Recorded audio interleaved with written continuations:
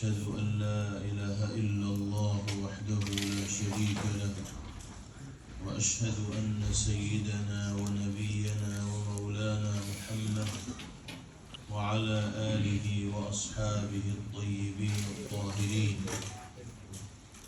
أما بعد،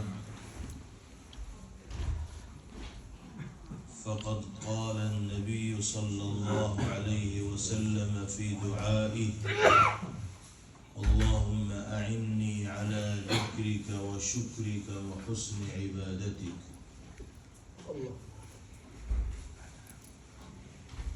محترم بزرگوں اور بھائیوں، ایک جلیل القدر صحابی ہیں حضرت معاذ بن جبل رضی اللہ تعالی عنہ، جن کے سلسلے میں نبی کریم علیہ السلام نے ارشاد فرمایا کہ لوگوں میں حلال و حرام کے سلسلے میں سب سے زیادہ واقفیت رکھنے والی شخصیت معاذ بن جبل کی. اللہ کے حبیب صلی اللہ تعالی علیہ وسلم سے ٹوٹ کر محبت معاذ بن جبل رضی اللہ عنہ فرمایا کرتے تھے. ہر صحابی کی محبت کا یہی حال تھا. خود نبی کریم علیہ السلام کو بھی حضرت معاذ بن جبل رضی اللہ تعالی عنہ سے بڑی قربت تھی اور بڑا لگاؤ تھا. ایک مرتبہ آپ نے حضرت معاذ بن جبل رضی اللہ عنہ سے فرمایا: انی لأحبک یا معاذ، معاذ مجھے تم سے محبت ہے، سبحان اللہ، میں تمہیں دل سے چاہتا ہوں. کتنی سعادت کی چیز ہوگی اور کتنی خوشبختی کے وہ لمحات ہوں گے معاذ بن جبل رضی اللہ عنہ کے لیے جب نبی کریم علیہ السلام کی زبان مبارک سے ادا ہونے والے ان بشارت آمیز جملوں کو انہوں نے سنا ہو. نبی کریم علیہ السلام کے اس جملے کے بعد پورے طور پر معاذ بن جبل رضی اللہ عنہ حضور پاک علیہ السلام کی جانب متوجہ ہوئے تو آپ نے ارشاد فرمایا کہ معاذ بن جبل، تمہاری کوئی نماز ایسی نہ گزرنی چاہیے جس کے بعد یہ دعا تمہاری زبان سے نہ ادا ہو. وہ دعائیہ جملہ اس موقع پر پیغمبر علیہ السلام نے حضرت معاذ رضی اللہ تعالی عنہ کو سکھلایا اور ان کے ذریعے سے قیامت تک آنے والے اہل ایمان کو اللہ کی بارگاہ میں دعا کرنے کا طریقہ اور سلیقہ بتلایا گیا. دعا کا تحفہ اگرچہ معاذ بن جبل رضی اللہ عنہ کو دیا جا رہا ہے، لیکن ان کے واسطے سے ساری انسانیت کو بتایا جا رہا ہے کہ اللہ کی بارگاہ میں ہاتھ پھیلا کر کس انداز سے انسان کو فریادی بننا چاہیے اور کیا اللہ سے سوال کرنا چاہیے، مانگنا چاہیے. فرمایا نبی کریم علیہ السلام نے کہ ہر نماز کے بعد یوں دعا کیا کرو: اللہم اعنی علی ذکرک و شکرک و حسن عبادتک. اس کا ترجمہ یہ ہے کہ اے اللہ،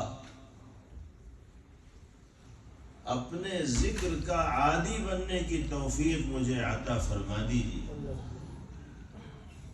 اپنی نعمتوں کا استحضار اور شکر کی ادائیگی کے جذبات سے میرے قلوب کو معمور و منور فرما دیجیے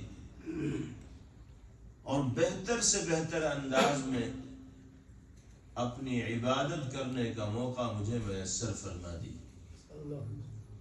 جس انسان کے حق میں یہ 3 دعائیں اللہ کی بارگاہ میں مقبول ہوں گی، یعنی وہ ذکر کا عادی بن جائے، ادائیگی شکر کا مزاج بن جائے اور عبادت کو عبادت کی طرح انسان انجام دینے لگے، تو اس کی دنیا بھی آباد و روشن ہوگی اور آخرت میں بھی سرخروئی اور سرفرازی اس کا مقدر بنے گی۔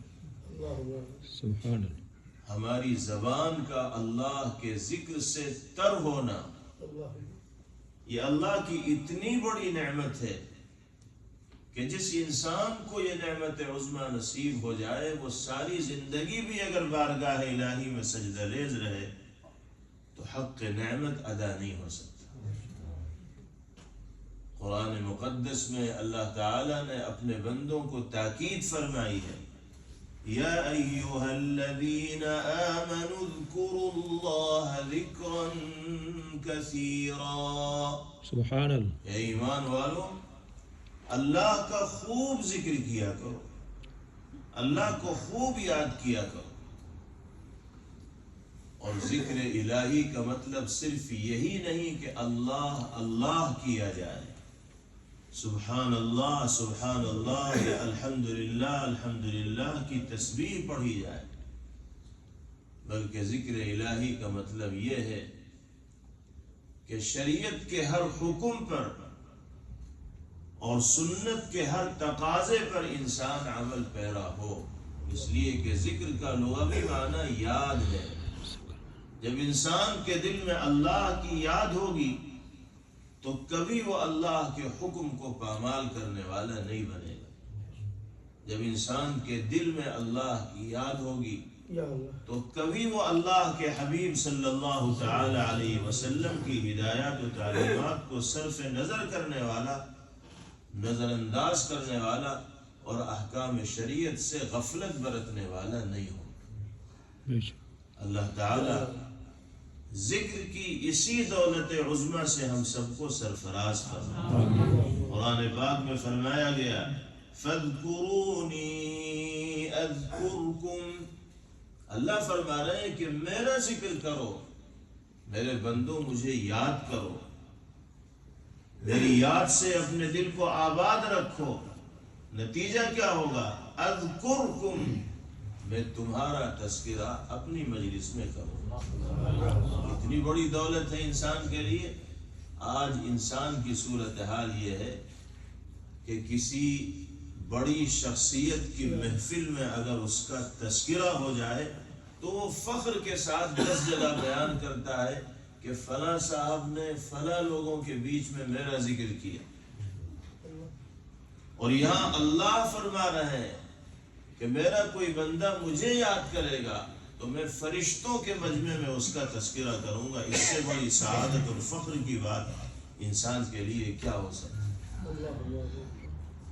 افسوس کی بات ہے کہ اتنے فضائل کے باوجود ذکر کا جو اہتمام ہماری زندگی کے اندر ہونا چاہیے اور عمومی طور پر اللہ کی یاد کا جو مزاج اہل ایمان کا ہونا چاہیے، سچائی یہ ہے کہ نہ ہم اپنا وہ مزاج بنانے میں کامیاب ہو پاتے ہیں اور نہ کثرت ذکر کا اہتمام کرنے میں کامیاب ہو پاتے ہیں۔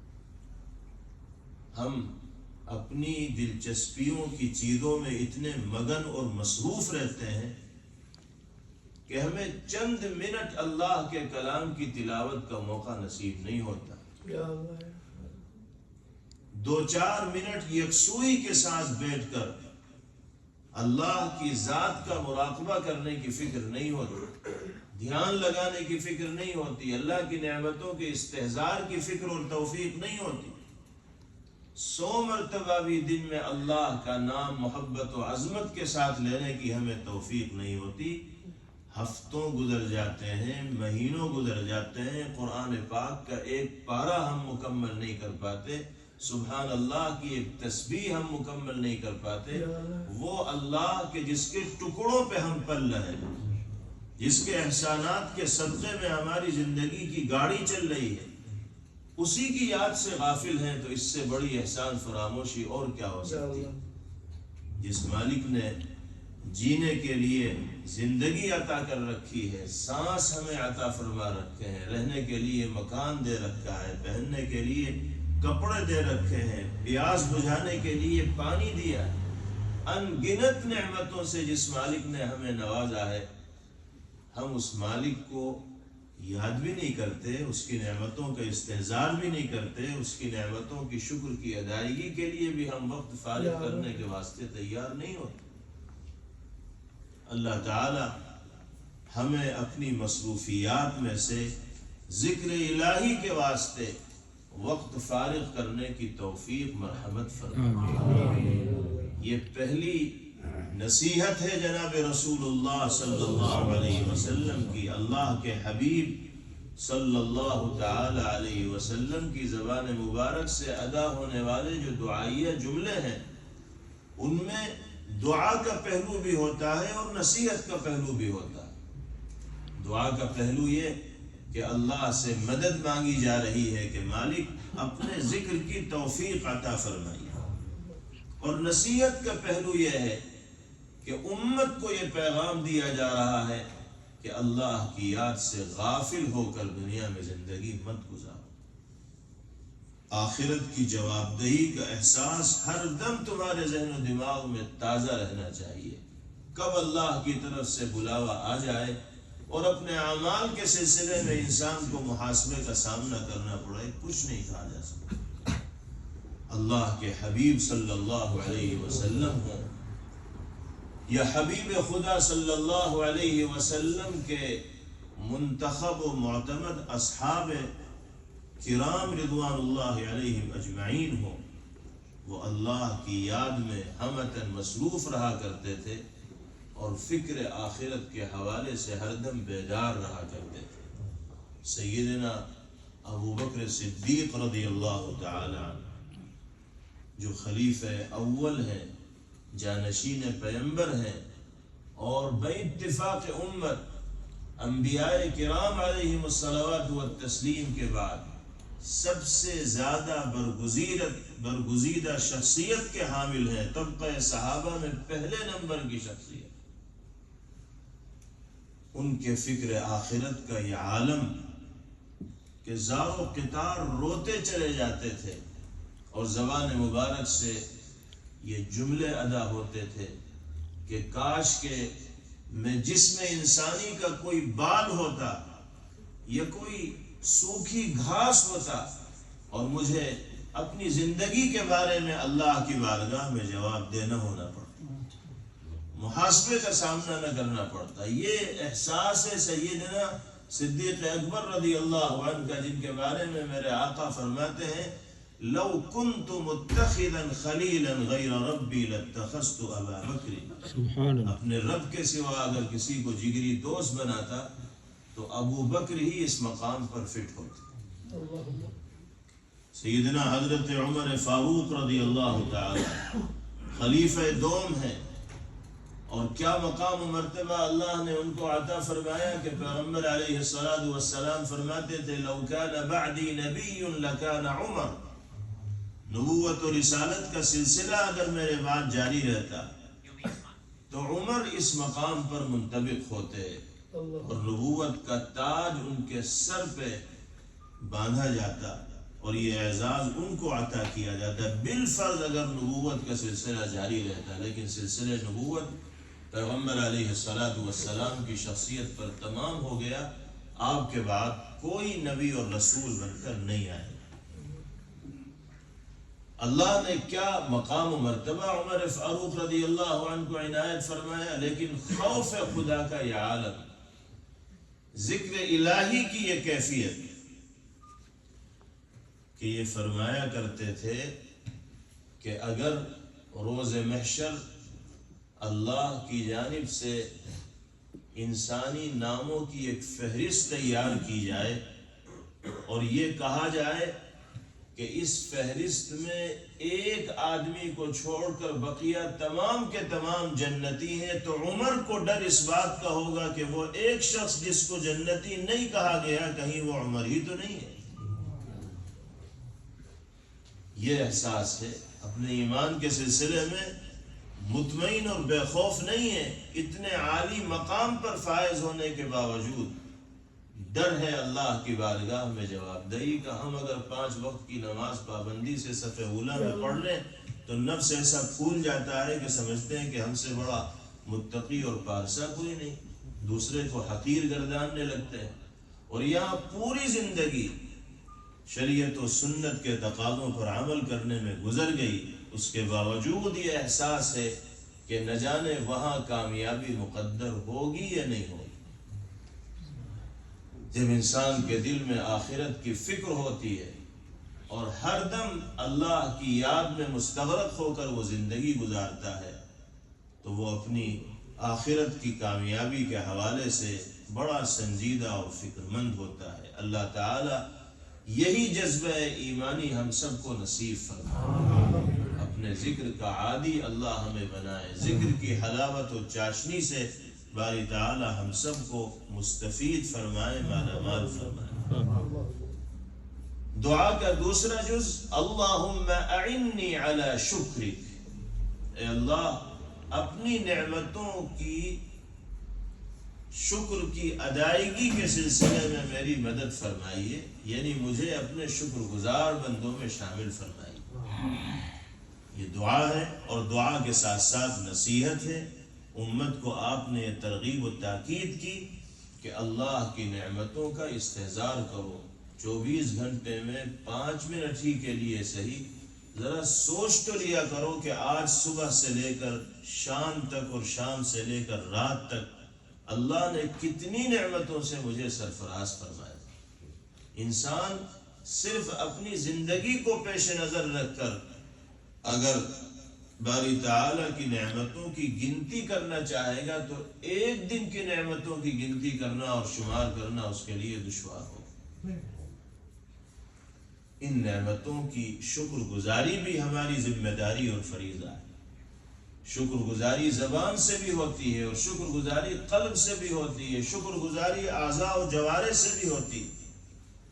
زبان سے شکر گزاری کا مطلب یہ ہے کہ انسان اللہ کی نعمتوں کا استحضار کرے اور الحمدللہ والشکر للہ کے جملے اپنی زبان سے ادا کرے۔ اللہ نے عافیت کے ساتھ دن گزروایا، اسی کا کرم ہے، اسی کا فضل ہے۔ اللہ نے نگاہوں میں نور بصارت کو پیدا فرمایا، دنیا کی زیب و زینت کو، دنیا کی چمک دمک کو، دنیا کے حسن و جمال کو دیکھنے کا اللہ نے موقع عطا فرمایا۔ کتنی بڑی نعمت۔ جو کھایا اللہ نے اس کو ہضم کرایا، جو پیا اللہ نے اس کو جسم کا حصہ بنایا، سہولت و آسانی کے ساتھ اس کے اخراج کی شکل اللہ نے پیدا فرمائی۔ یہ اللہ کی بہت بڑی نعمت ہے۔ کن کن نعمتوں کو انسان شمار کرے، یہ چیز دل کے اندر آئے تو زبان سے الحمدللہ والشکر للہ کے کلمات ادا ہوں۔ تمام تعریفیں اللہ کے لیے ہیں اور ہر طرح کا شکر اسی مالک کا ادا کیا جانا چاہیے۔ اور عملی طور پر شکر کا تقاضا یہ ہے کہ اللہ رب العزت والجلال کے احکامات پر عمل کیا جائے، فرائض و واجبات کی ادائیگی کا اہتمام کیا جائے، راہ خدا میں خرچ کرنے کا مزاج بنایا جائے۔ نبی کریم علیہ السلام فرماتے ہیں کہ ہر انسان پر اس کے جسم میں پائے جانے والے ہر جوڑ کے عوض صدقہ واجب ہوتا ہے، لازم ہوتا ہے۔ 360 جوڑ اللہ نے انسانی جسم کے اندر پیدا فرمائے اور ہر جوڑ کو پیش نظر رکھ کر صدقہ کرنا ہوگا انسان کو۔ بعض صحابہ نے عرض کیا کہ یا رسول اللہ یہ سب کے بس کی بات تو ہے نہیں۔ جو لوگ صاحب ثروت ہوں گے، مال ان کے پاس ہوگا، وہ تو روزانہ ہر جوڑ کو پیش نظر رکھ کر صدقہ کر سکتے ہیں، لیکن جن کے پاس ضروری خرچے پورے کرنے کے لیے رقم نہیں ہے تو وہ صدقہ و خیرات میں کہاں رقم خرچ کریں گے؟ تو آپ نے فرمایا کہ صدقہ کرنا صرف رقم خرچ کرنے کا نام نہیں ہے، اپنے بھائی سے مسکراتے ہوئے ملاقات کرنا یہ بھی صدقہ ہے۔ تبسمک فی وجہ اخیک صدقہ، بشاشت کے ساتھ کسی بھائی سے مل رہے ہو، سامنے والے کو ملاقات سے یہ احساس ہو رہا ہے کہ تم اس کو عزت دے رہے ہو، تم نے صدقے کا ثواب کما لیا۔ کسی نابینا کو منزل تک پہنچا رہے ہو، صدقے کا ثواب اللہ کی طرف سے مقدر ہو جائے گا۔ یہاں تک کہ فرمایا نبی کریم علیہ الصلوۃ والسلام نے کہ اگر تم اپنی بیوی کے منہ میں لقمہ ڈالو گے تو بھی باری تعالیٰ کی جانب سے صدقے کا ثواب تمہارے نام اعمال میں لکھ دیا جائے گا۔ 10 چیزیں پیغمبر علیہ الصلوۃ والسلام نے صدقے کے طور پر بیان فرمائی۔ ارشاد فرمایا امرک بالمعروف صدقہ ونہیک عن المنکر صدقہ، کسی بھلائی کا حکم دینا صدقے کے برابر ثواب رکھنے والا عمل، کسی برائی سے لوگوں کو روکنا صدقے کے برابر ثواب رکھنے والا عمل۔ انسان اس طرح کے خیر کے امور کو انجام دیتا رہے گا تو وہ عملی طور پر شکر کا مظاہرہ کرنے والا۔ اور تیسری اور آخری چیز پیغمبر علیہ الصلوۃ والسلام نے ارشاد فرمائی اللہم اعنی علی حسن عبادتی، اے اللہ مجھے اپنی عبادت بہتر سے بہتر انداز میں کرنے کی توفیق عطا فرمائے۔ نماز میں حسن پیدا ہو جائے، تلاوت میں حسن پیدا ہو جائے، طاعات میں حسن پیدا ہو جائے۔ نماز میں، عبادات و طاعات میں حسن کو پیدا کرنے کے لیے 2 چیزیں درکار ہیں۔ نمبر 1 اخلاص، نمبر 2 اتباع سنت۔ اخلاص کے ساتھ جو عمل کیا جائے گا پیغمبر علیہ الصلوۃ والسلام کی تعلیم و ہدایت کے مطابق اس کے اندر حسن لازمی طور پر پیدا ہوگا، اور جب حسن پیدا ہوگا تو وہ اللہ کی بارگاہ میں قبولیت کا شرف اور قبولیت کا مقام رکھنے والا عمل بن جائے گا۔ اللہ تعالی ہمیں ریا سے پاک ہو کر مخلصانہ طور پر عبادات و طاعات کی انجام دہی کی توفیق نصیب فرمائے، اپنی نعمتوں کا استحضار باری تعالی ہمیں میسر فرمائے، ادائیگی شکر کی توفیق اللہ ہم سب کو مرحمت فرمائے، اور اپنے ذکر کا باری تعالی ہم سب کو عادی بنائے۔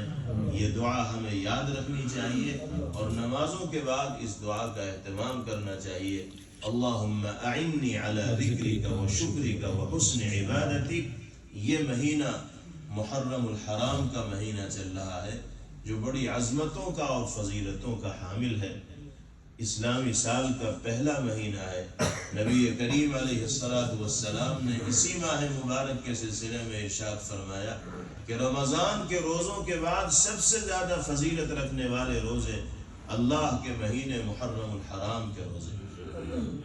اور ایک روایت میں آپ نے فرمایا من صام یوما من المحرم کان له بكل يوم 30 یوم، جو ماہ محرم الحرام میں ایک دن کا روزہ رکھے گا تو اللہ کی جانب سے ایک روزے کا ثواب 30 روزوں کے برابر اس کو عطا کیا جائے۔ خاص طور پر 10 محرم کے روزے کی تو بڑی فضیلت پیغمبر علیہ الصلوۃ والسلام نے بیان فرمائی۔ ارشاد فرمایا من صام یوم عاشوراء احتسب علی اللہ ان یکفر السنة التي قبلہ وفی روایہ السنة التي بعدہ، جو شخص 10 محرم کا روزہ رکھے اللہ کی ذات سے امید رکھتا ہوں اس بات کی کہ وہ گزشتہ سال کے گناہوں کے لیے بھی کفارہ بنے گا اور آنے والے سال کے گناہوں کے لیے بھی کفارہ بنے گا۔ صغائر کے لیے کفارہ ہوگا، کبائر کے سلسلے میں مستقل توبہ و استغفار کا اہتمام کرنا ہوگا، اور اگر بندوں کے حقوق کو تلف کیا گیا ہے تو جب تک حق ادا نہیں کیا جائے گا اس وقت تک اللہ کی جانب سے معافی کا فیصلہ بھی نہیں ہوگا۔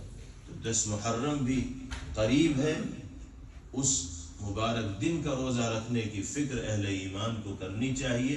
اور نبی کریم علیہ الصلوۃ والسلام نے یہ بھی ارشاد فرمایا کہ 10 محرم کے ساتھ ایک دن کا روزہ اور ملا لیا جائے، چاہے 9 تاریخ کا روزہ ملایا جائے چاہے 11 تاریخ کا روزہ ملایا جائے، اس لیے کہ یہود صرف 10 محرم کا روزہ رکھا کرتے تھے۔ جب مدینہ منورہ آپ تشریف لے گئے تو ان کے حالات کا آپ کو علم ہوا، تو آپ نے صحابہ سے فرمایا کہ اللہ نے آئندہ سال زندگی دی تو اس روزے کے ساتھ ایک روزہ اور ملا کر رکھا جائے گا تاکہ یہود کی مخالفت لازم آ جائے۔ حضور پاک علیہ الصلوۃ والسلام عبادت میں بھی غیروں کی مشابہت کو گوارا نہیں کر رہے۔ تو اس ماہ مبارک کا سب سے اہم عمل ہے کثرت کے ساتھ نفلی روزوں کا اہتمام کرنا۔ ایک اور عمل کا تذکرہ حدیث پاک میں ملتا ہے، سند کے اعتبار سے اگرچہ وہ ضعیف ہے لیکن محدثین نے فضائل کے باب میں اس کو معتبر مانا ہے۔ آپ نے فرمایا من وسع علی عیالہ یوم عاشوراء وسع اللہ علیہ سائر سنتہ، جو شخص عاشورے کے دن روزہ رکھے، جو شخص عاشورے کے دن دسترخوان وسیع کرے گا، یعنی روزمرہ اپنے گھر میں جو بناتا ہے اس میں حسب حیثیت کچھ اضافہ کر دیا جائے گا تو اللہ سال بھر اس کے دسترخوان پر وسعت فرمائے۔ اللہ توفیق دیں تو اس ہدایت پر بھی عمل کرنے کی کوشش کی جائے، لیکن اس کو لازم اور ضروری تصور نہیں کیا جائے گا۔ یہی دو ہدایات ہیں جو ماہ محرم الحرام کے سلسلے میں نبی پاک علیہ السلام سے نقل کی گئی۔ اس کے علاوہ اس ماہ مبارک کے حوالے سے جو تصورات ہمارے سماج میں پائے جاتے ہیں وہ بنیادی اعتبار سے روح شریعت سے متصادم ہیں اور روح شریعت کے منافی ہیں۔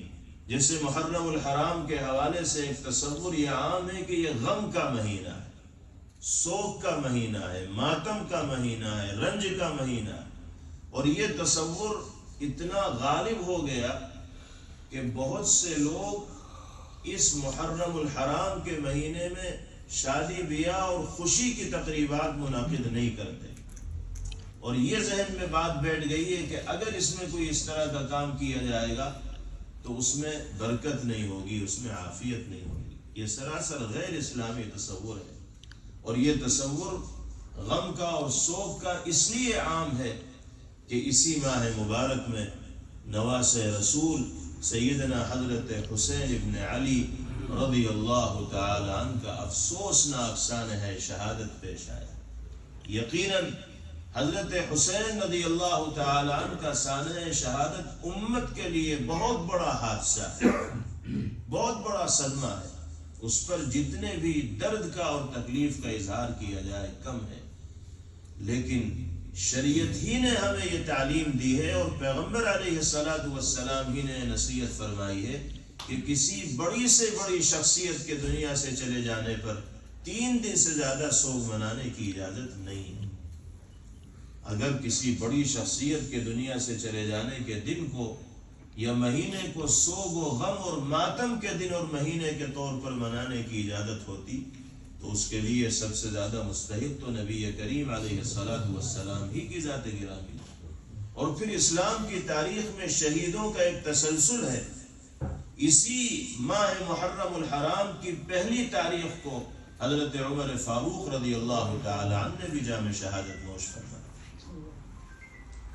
اور کیسے ان کو شہید کیا گیا۔ مسجد نبوی ہے، منبر رسول ہے، نماز فجر کی امامت فرما رہے ہیں، ابھی نماز شروع ہی کی ہے کہ دوسری صف میں کھڑا ہوا ایک مجوسی ملعون جس کا نام ابو لؤلؤ تھا، زہر میں گھپا ہوا خنجر لے کر آگے بڑھتا ہے اور حضرت کے سینے میں اور پیٹ میں پیوست کر دیتا ہے۔ آپ مصلی سے ہٹ جاتے ہیں، عبد الرحمن ابن عوف رضی اللہ عنہ کو اشارہ کرتے ہیں، وہ آگے بڑھتے ہیں اور نماز مکمل فرما دیتے ہیں۔ یہاں ایک بات یہ بھی سمجھنے کی ہے کہ اتنی خاموشی کے ساتھ یہ عمل ہوتا ہے کہ پیچھے والوں کو پتہ بھی نہیں چل پاتا کہ کیا ہوا۔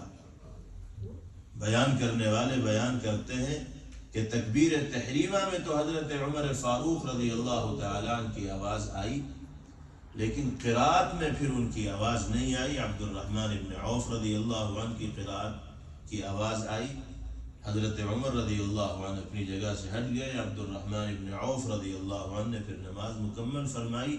26 ذی الحجہ میں یہ واقعہ پیش آیا اور یکم محرم الحرام میں آپ نے جام شہادت نوش فرما لیا۔